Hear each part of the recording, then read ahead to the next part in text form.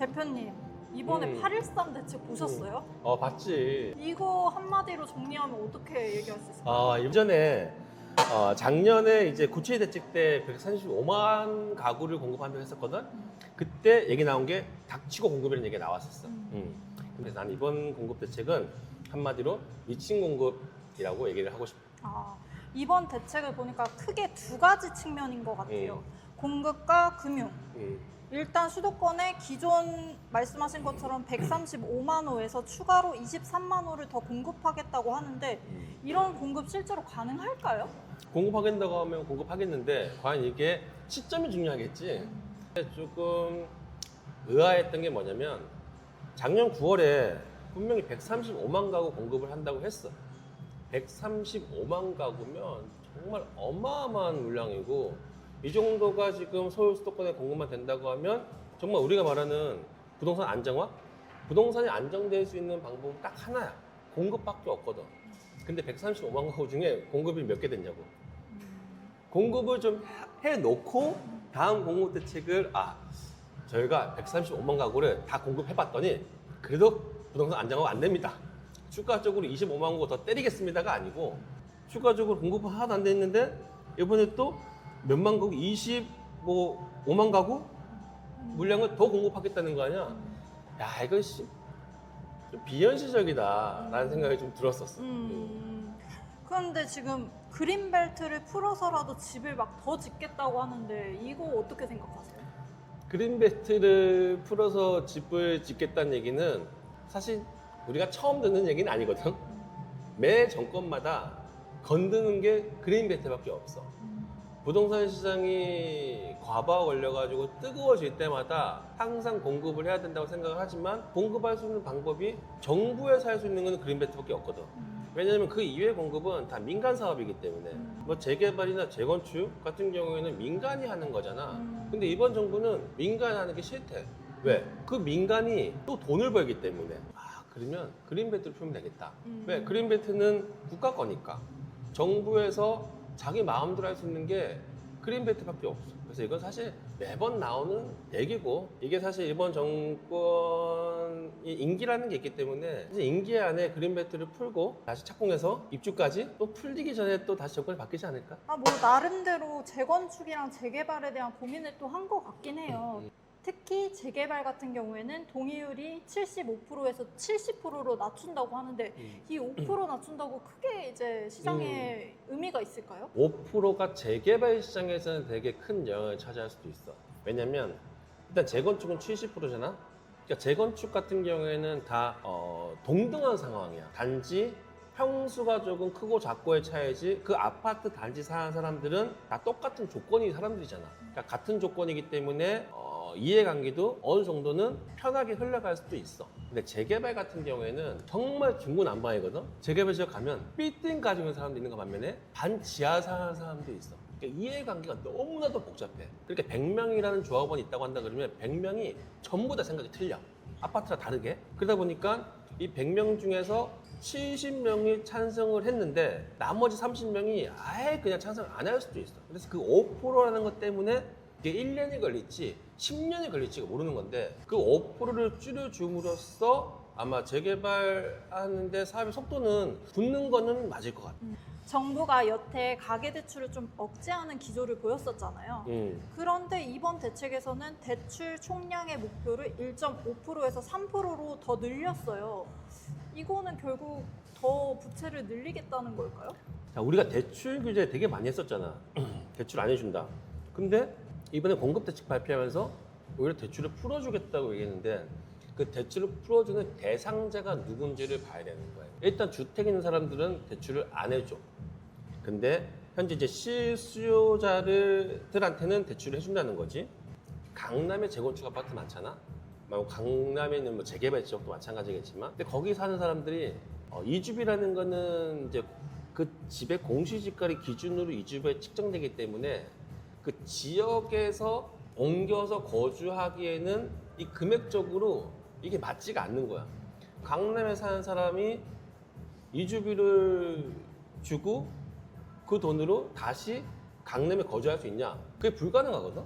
그러니까 이주비를 넉넉하게 줘가지고 예를 들어서 강남에서 재건축을 하는데 자, 이주불이 저희가 충분하게 드리겠습니다. 그리고 그 옆 단지에 사시다가 나중에 다시 지어지면 다시 들어오세요라고 하면 이분들의 생활 패턴은 바뀌는 게 없어. 근데 이 집이 요만큼 주면서 이사 나가라 그러면 누가 나가겠냐고. 애들 학교도 옮겨야 되지, 직장도 멀어지지, 생활 인프라도 강남 생활하다가 다시 다른 생활을 해야 되기 때문에 그게 싫은 거지. 그런데 이제 조금 이주비 지원도 많이 한다고 하는 거고, 그리고 무주택자들, 실수요자들한테 이제 지원 차원에서 대출을 많이 해주겠다고 하는데, 사실 지금 정부 정책에서 가장 피해를 보는 계층이 누구라고 생각해? 뭐 다주택자가 피해 보는 거 같지? 네. 그렇지? 다주택자 사실 버티면 돼. 그리고 1주택자들 아무 문제 없어. 진짜 실질적으로 피해 보는 친구들은 무주택자, 청년들, 사회 초년생들이란 말이야. 자, 우리가 이걸 겪어봤잖아. 이전 정권, 문재인 정권 때도 마찬가지지만 뭐 다주택자들 때려잡겠다, 세금 내겠다. 하지만 지나고 나서 보니까 결국 그 있는 사람들이 훨씬 더 부자가 됐거든. 근데 이런 시간이 지나가면 사람들은 알아. 그냥 버티면 되겠다. 그러면 결론적으로 집값이 항상 올랐었어. 지금까지 무주택자들, 청년들 엄청 때려 맞았거든. 해준 게 뭐가 있어? 집값 올려놨기 때문에 이 친구들은 평생 뭐도 집 한 채 살 수가 없게 됐단 말이야. 나는 그런 생각도 해봤어.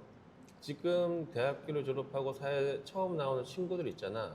대부분의 사회 초년생들은 아마 부모 도움 없이 결혼을 하고 앞으로 20년, 30년 직장 생활하고 살아가는 데 있어서 평생 새 아파트를 못 살아보는 친구들이 대부분일 수도 있고, 새 아파트를 떠나서 아파트라는 주거 상품의 주거 생활을 경험해보지 못한 친구들도 되게 많이 생길 것 같아요.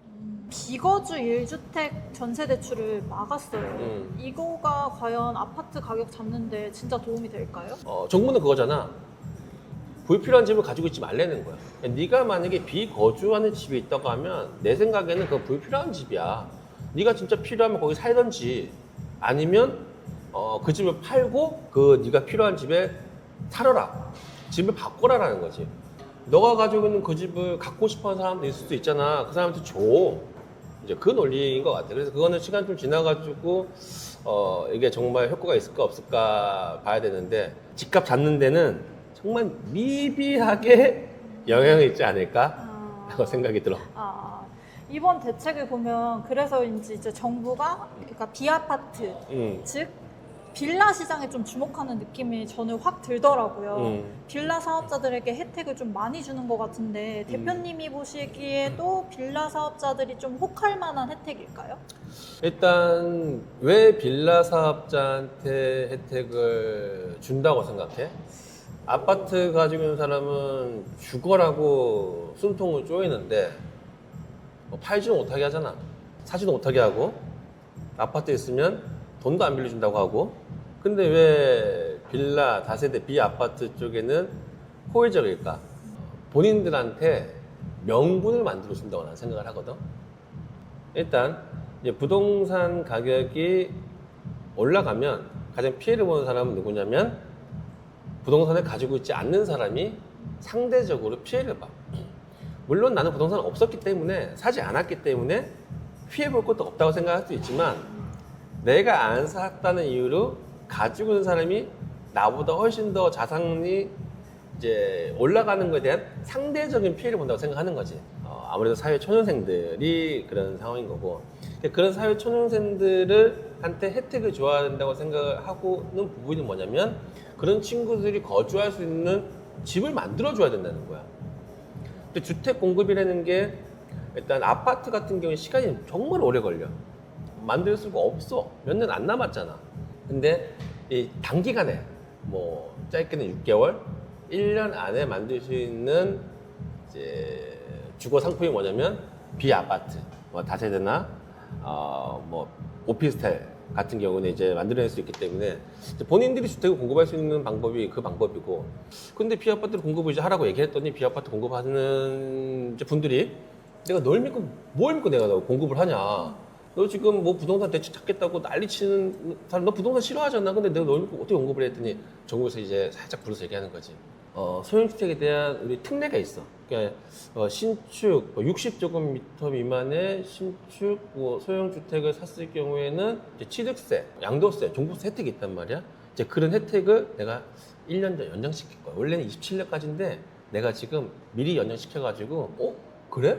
야 내년까지인 줄 알았더니 1년 연장했어? 야, 우리 내년까지 사업하고 그만할 줄 알았는데, 그러니까 마음 편하게 1년 더 사업이 되는 거고, 1년 더 사업되면 어쨌든 임기 안에는 이제 그런 문제점. 그러니까 전월세가 가장 시급하다는 걸 아는데, 전월세를 좀 해결할 수 있는 방법이 뭐냐고 봤더니, 이런 빌라 사업자들, 비아파트의 혜택을 좀 줘야지 이게 조금 이게 돌아가지 않을까. 그래서 좀 혜택을 좀 주는 것 같아요. 근데 사실 청년 중에 평생 빌라 살고 싶은 사람은 없잖아요. 아까 말씀하셨던 것처럼 저도 이제 서울 빌라에서 신혼을 시작했는데 서울 아파트로 가기엔 너무 이제 엄두가 안 나서 결국 나왔는데, 저 같은 신혼부부는 어떻게 해야 될까요? 빌라라도 사야지. 어떻게 보면 좀 미안한 얘기일 것 같기도 하고, 기분 나쁘게 들을 수도 있어. 왜 나한테 빌라 사라 그래? 라고 할 수 있는데, 그러니까 내가 초반에 잠깐 한 얘기 중에 뭐가 있었냐면, 지금 대학교를 졸업하고 사회에 나온 친구들은 평생에 새 아파트는 못 살아보는 친구들이 있을 수도 있다고 얘기를 내가 했었거든. 그게 앞으로 일어날 현실이야. 그걸 직시해야 돼. 소형주택, 비아파트가 지금 현재는 어쨌든 이번 정부에서 추구하는 부동산 대책에 같이 융화돼서 흘러가는 게, 그 거부하는 것보다는 조금 더 편하지 않을까? 계곡물 흐르듯이 같이 흘러내려가다 보면 넓은 바다까지도 안 날 수도 있는 건데, 그것은 나는 아니라는 거 또 버텨 있으면 물은 계속 내려오지. 나는 계속 힘들어, 넘쳐. 그래서 흘러가다 보는 것도 저는 좋을 것 같고, 그리고 빌라라고 가격이 안 오르는 거는 아니야. 얘기했듯이 지금은 빌라 수요자도 되게 많고, 가격이 오르는 빌라를 만약에 한다 그러면 충분히 다음 단계로 올라갈 수 있는 바탕이 밑거름이 되지 않을까?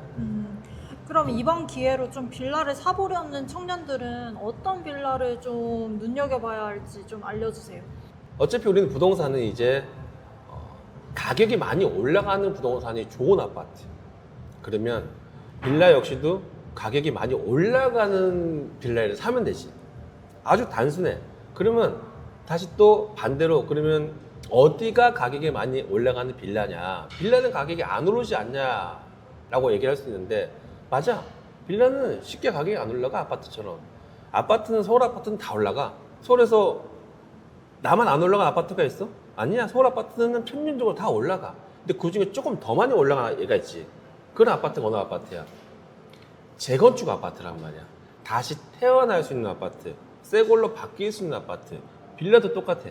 빌라도 재개발이라는 구역 안에 들어가 있는 빌라는 땅 한 평이라도 소유하면 조합원이라는 자격을 가지고 있기 때문에, 그 조합원은 재개발이 이루어졌을 때 신축 새 아파트를 받을 수 있는 권리를 가지고 있을 수 있거든.